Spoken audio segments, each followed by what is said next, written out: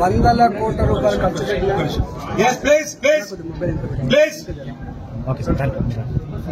హుజురాబాద్ లో అధికార దుర్వినియోగం పాల్పడిన వందల కోట్ల రూపాయలు ఖర్చు పెట్టిన కేసీఆర్ ను ఓడించి తెలంగాణ ప్రజల ఆత్మగౌరవ బావుట ఎగిరేసిన సందర్భంగా కంపనమెత్తిన కేసీఆర్ నేను వద్దన్నా గెలిపించిండ్రు. హుజురాబాద్ ప్రజానికానికి నా పద్ధతిలో రుచి చూపించాలనేటువంటి సంకల్పంలో భాగంగా ఒక సైకోకి ఒక శాడిస్ట్కి ఎమ్మెల్సీ పదవిచ్చి ఈ పదవిస్తే ఈటల రాజేందర్ గారిని నేను ఎదుర్కోలేను, నాకు ప్రజల మీద దౌర్జన్యం చేయాలంటే ఈటల రాజేందర్ గారిని నిత్యం హింస పెట్టాలంటే మానసికంగా ఇబ్బంది పెట్టాలంటే నాకు ఇంకా కొంచెం ప్రోటోకాల్ ఉన్న పదవి ఇవ్వాలంటే ఆయనకి విప్ పదవి కూడా ఇచ్చి క్యాబినెట్ హోదా కల్పించి మా ప్రజల మీద జన్నెక్కిడిసినట్టు వదిలిపెట్టి ఈ కులం మా కులం అనే తేడా లేకుండా అనగారిన వర్గాల ప్రజల మీద దౌర్జన్యం చేయడం, పిలిపించుకొని బెదిరించడం, ఒక్కొక్కసారి కిడ్నాప్ చేసి కొట్టడం, ఏమైనా ప్రెస్ వాళ్ళు వ్యతిరేకంగా రాస్తే ప్రెస్ వాళ్ళని కొట్టడం, సోషల్ మీడియాలో పెడితే సోషల్ మీడియా వాళ్ళని కొట్టడం నిత్యకృతం అయిపోయింది. మేము గత 1.5 years గా అధికారిక కార్యకలాపాలకు కూడా మేము దూరంగా ఉండిపోయారు. ఎందుకంటే అసలే పిచ్చోడు, అందులో ప్రగతి భవన్ అండగా ఉన్నది, కేసీఆర్ ఏదో ఆలోచిస్తున్నట్టుందని చెప్పి భావించడం, వాళ్ళ కార్యకర్తలు వాళ్ళ నాయకులే ఈయన చర్యల మీద, ఈయన భాష మీద, ఈయన ప్రవర్తన మీద కాంప్లైంట్ చేస్తున్నప్పుడు వాళ్ళకు చెప్పిన మాట ఏంటంటే ఆయనకు ఒక special programme, special purpose programme ఆయనకు ఉన్నది, మీరు డిస్టర్బ్ చేయకండి అని కూడా చెప్పారు. చాలా మంది మా దగ్గరికి వచ్చి అన్న ఏదో కీడు తలపెడుతున్నట్టున్నది, జాగ్రత్తగా ఉండండి, మీరు మీ ప్రోగ్రాంలలో కూడా ఎక్కడన్నా దాడులు చేసేటువంటి ఆస్కారం ఉందని చెప్పింది. పంగిడిపల్లి అనే ఊర్లో ఒకరోజు నేను పంగిడిపల్లి అనే ఊర్లో పరామర్శకు వేస్తున్నప్పుడు రాత్రి కూడా తాగబోయించుకోదామని పంపించారు. మా వాళ్ళు నెట్టేసిండ్రు, వచ్చిండ్రు, మా మీదికే వచ్చి మాకు పనులు అడ్డం పెట్టి మా మీద దాడి చేసే ప్రయత్నం చేసినప్పుడు మా వాళ్ళు అప్రమత్తమై నెట్టేసి బయటకు వస్తే ఇంకొక టీం బయట ఉన్నది. ఆ రోజు ఇంకొక టీం బయట ఉన్నది అంటే వాళ్ళు ప్లాన్డ్గానే ఈ పని చేసిండ్రు.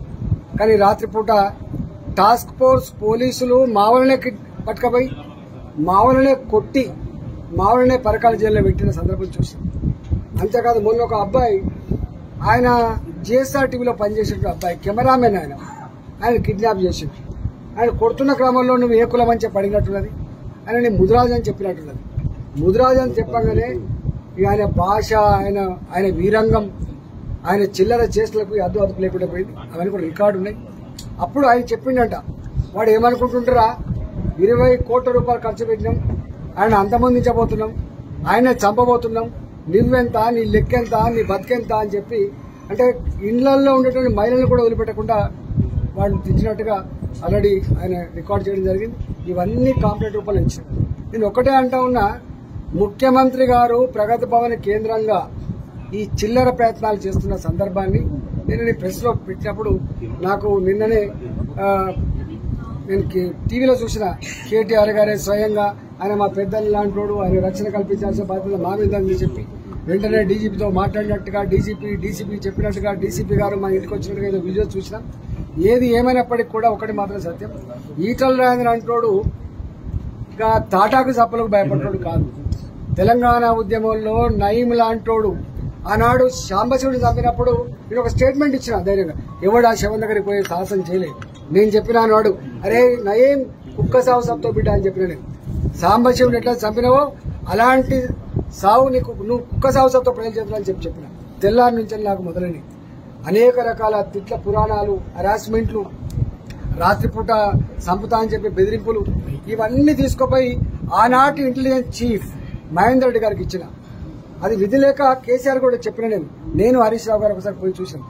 ఆగకపోతే చివరికి ముఖ్యమంత్రి కిరణ్ కుమార్ గారి దగ్గర పోయి సంపిస్తావా అని చెప్పి నేను అప్పుడు ఆక్రోశించిన. గప్పుడే భయపడింది.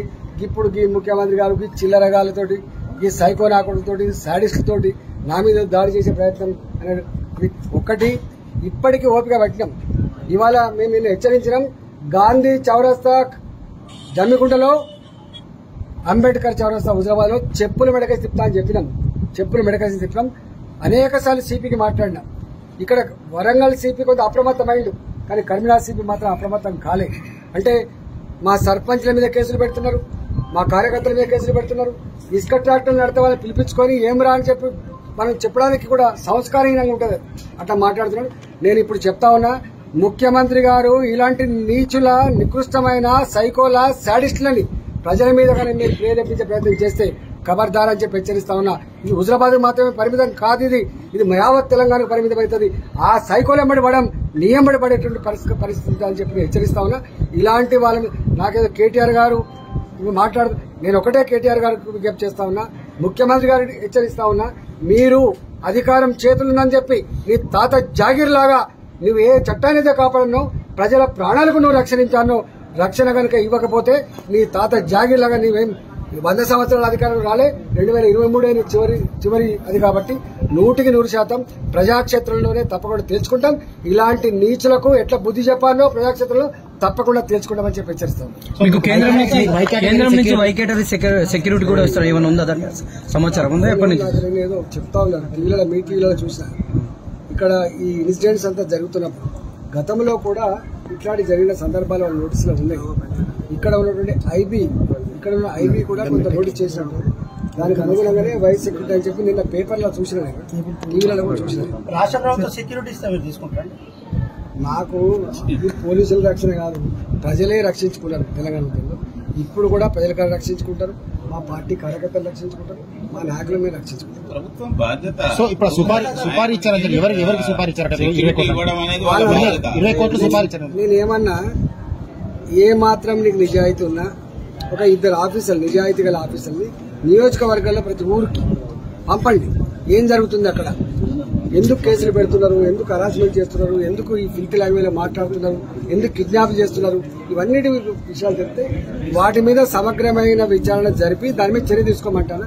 ఇంకొకటి కూడా డిమాండ్ చేస్తా ఉన్నా, ఇలాంటి వాళ్ళకి అధికారంలో ఉండే కొనసాగే హక్కు లేదు.